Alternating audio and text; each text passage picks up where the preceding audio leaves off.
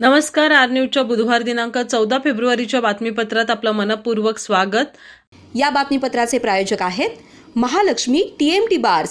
नाते अविरत जुळते आणि प्रत्येकाच्या मनातील चव जपणारे महालक्ष्मी सुरेश मसाले.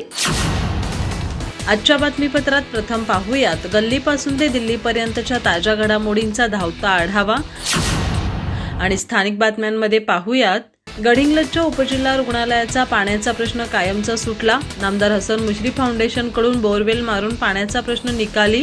फाउंडेशनचे अध्यक्ष नाविद मुश्रीफ यांच्या हस्ते करण्यात आलं पाणीपूजन. डॉक्टर नंदाताई बाभुळकर यांना कै रत्नमाला घाळी नारीशक्ती पुरस्कार जाहीर. 18 फेब्रुवारी रोजी कोल्हापूरच्या मधुरिमा राजे यांच्या हस्ते देण्यात येणार पुरस्कार.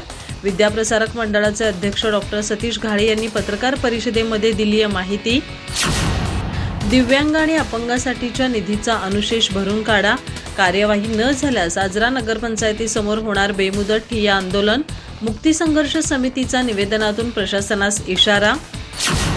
चंदगड तालुका वारकरी सेवा ट्रस्ट आयोजित दाटे ते पंढरपूर पायी दिंडीचे प्रस्थान. चौथ्या दिवशी कृष्णाकाठी विसाव्याच्या ठिकाणी नामदेव रेडेकर यांच्याकडून प्रसादाचं आयोजन. हबप डॉक्टर विश्वनाथ पाटील दिंडीमध्ये करतायत मोफत औषध उपचाराची सेवा. एरंडोळ येथे विधवा महिलांना केलं हळदी कुंकूने सन्मानित. जुन्या रूढी रीतिरिवाजांना दिला फाटा. सामाजिक बदलाच्या दृष्टीने एरंडोळच्या निर्णयाचं होतंय पंचक्रोशीत कौतुक.